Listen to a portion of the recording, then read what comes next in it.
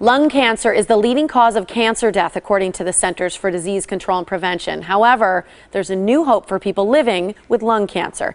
Dr. Pasi A joins us live from the Dana-Farber Cancer Institute with more on the misperceptions about lung cancer. Good morning to you, Doctor. Good morning. Thanks for being here. I want to talk a little bit about the prognosis for someone living with lung cancer today. By that statistic that we mentioned, it doesn't sound the most positive. What are you finding? Well, lung cancer is the most common cause of cancer death for both men and women in the United States. Counts for more cancer deaths than prostate, colon, or breast cancer combined.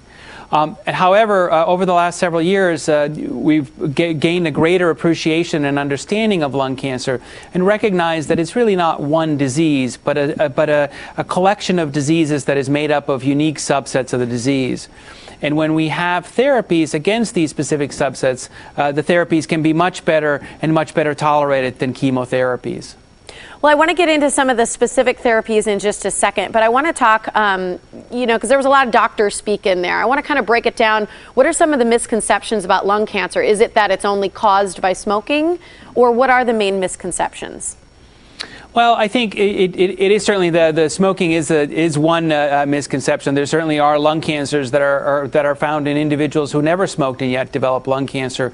About 15% of individuals in the United States, that is the case, and for a much greater fraction of individuals in other parts of the world, including in Asia. Why is it so difficult to treat? We've traditionally focused on lung cancer as one disease, and when we've taken that approach as to treating it, we have not had a very good luck. Today, we're talking about a therapy, ERISA, that works in a subset of patients with non-small cell lung cancer who have an EGFR, or epidermal growth factor receptor mutation. When we focus the therapies on subsets of patients with lung cancer, we can have very effective therapies, much more effective than chemotherapy. Well, and that specific therapy, the ERISA, what kind of impact does that have on people? Is it positive? Is it showing people even put into remission or extending their life? So this is a targeted therapy.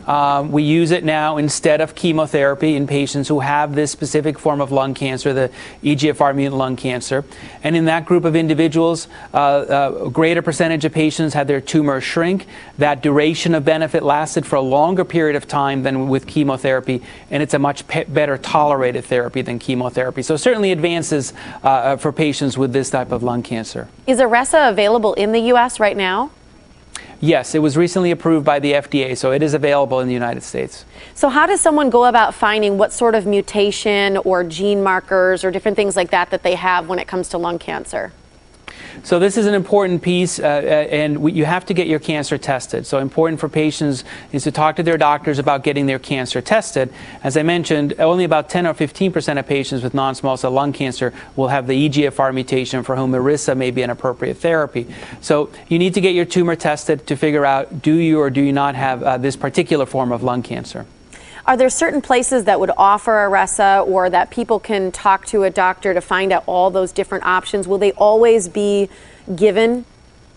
Well, the clinical information would support that if you have this particular mutation, ERISA is a better therapy than chemotherapy.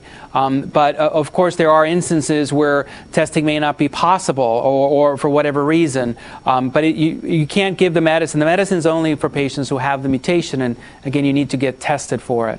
I think that's the important message here, is that you really do, if you find yourself with a cancer diagnosis, truly finding out what sort of genetic markers or therapies would be right for you. Where can people go for more information?